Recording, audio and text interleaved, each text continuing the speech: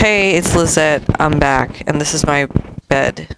And we're laying here today because it's 9 o'clock and it's past my bedtime, but I still wanted to chat. So Barrett thought, my friend, my confidant, Barrett, thinks that I ought to introduce myself properly, and he is full of profound questions. So I'm going to answer Barrett's questions today.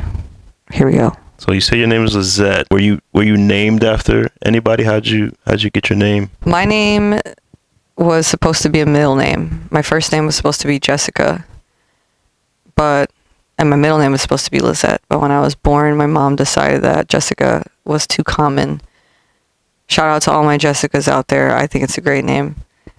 So she just cut it. So I don't have a middle name. My name is just Lizette. Do you have any nicknames? And if so, what are your favorites? I don't really get called a lot of nicknames, but most people just call me Lizette. Occasionally here and there, somebody will call me Liz. I don't really have that many. No, I think it would be cool to have one, but I don't have one. I'm just Lizette. Where did you grow up / where are you from? I'm from Queens. I grew up in New York, and that's that. What's your favorite thing about New York? My favorite thing about New York is the ability to get anything, anywhere, anytime. I like to travel, but sometimes it feels like I can get a travel experience in my own city if I go to a different neighborhood, try a different type of food, all types of dance cultures, and that's a lot of fun. That's my favorite thing about New York, the melting pot. And I find that it's an outrage to me when I go somewhere else and I can't have the same experience. I'm like, what do you mean I can't get a hot dog, with relish dripping with gross water from Lexington Avenue at 4:37 a.m. So that's my absolute favorite thing about New York. What's one of your funniest, most embarrassing moments that you can remember? One of the most embarrassing, this is probably not, if I really thought about it, I'm sure I could come up with something else. But the first thing that comes to mind is doing the Charleston at the school play in the 5th grade. We were dancing to the Boogie Woogie Bugle Boy from Company B. That's what we were dancing to. And I started lip syncing the lyrics. And there's this one part where it goes, he was some boogie woogie bugle boy from Company B. Oh my God, I'm doing it again. I'm reliving my worst nightmare. But anyway, somebody was filming the play professionally, and then they sold the videotapes. And they played it at my family Christmas, and they kept zooming in on my face, and I was mortified. But anyway, I don't know why I was thinking about that. Please comment if you also have something similar that you've never gotten over from 30 years ago. Let's speak hypothetical here. You did something very bad. Cops are after you now. You're getting put on death row, unfortunately. Whoa. Yeah, but they're like, hey, you got one last meal that we're gonna, grant you. What are you choosing to eat? My last meal. I've answered this question recently. I don't know why. Why do people keep talking about capital punishment in my presence? Anyways, my favorite meal as a child was skirt steak and macaroni and cheese, and I can't have macaroni and cheese anymore because I'm gluten and lactose intolerant. So I don't eat macaroni and cheese really anymore. But if it were my last meal, who cares about that? I still love skirt steak. I don't know why. I just think it's amazing. So I would definitely have skirt steak and macaroni and cheese. We'll go with it. Is it weird if I want broccoli? I need a fiber. This is lame. I'm sorry. It's just what? And probably a glass of red wine. Just to be just make it even stranger. It's the least civilized choice. I'm not saying this to impress anyone. It's just my comfort food.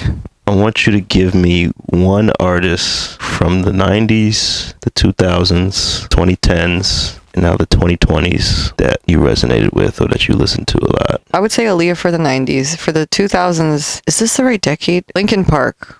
I had a really big crush on Mike Shinoda. For the 2010s, how old was I in the 2010s? Oh, this is super lame, but Modest Mouse. And I also got into metal at the time, so probably Lamb of God. Okay, 2020s would be, I don't know, I think I got into soul again in the 2020s. So D'Angelo, which I know is a throwback, but you know how you get older, you just start listening to the stuff that you liked when you were a kid. So that.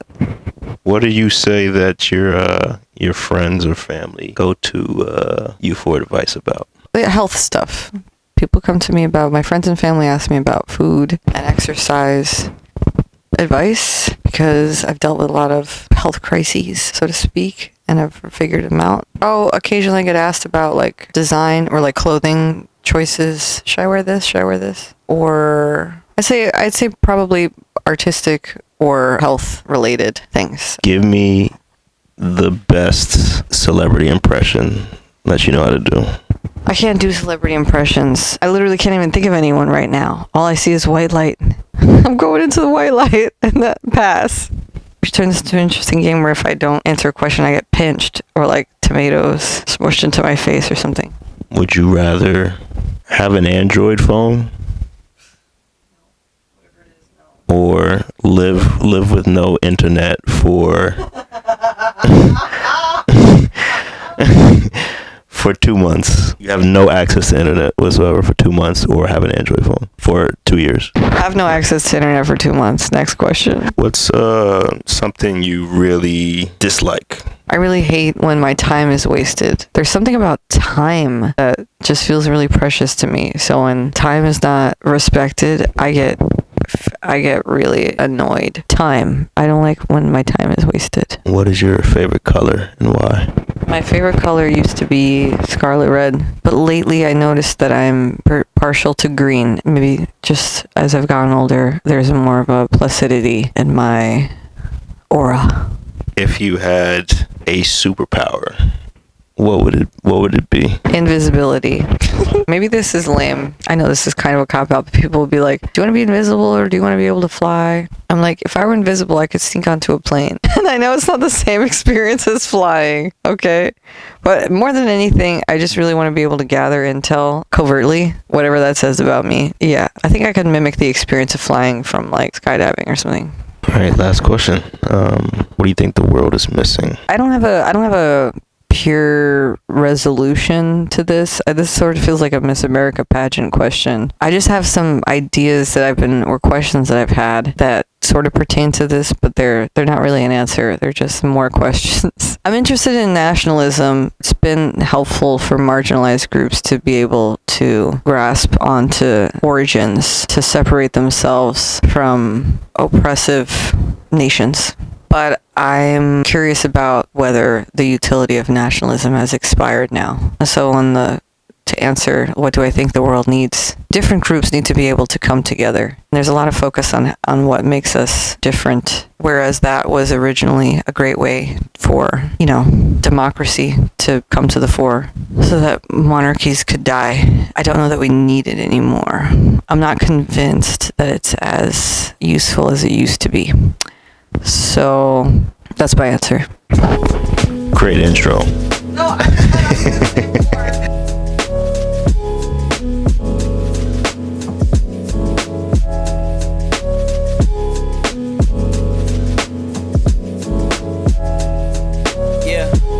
I've had a couple of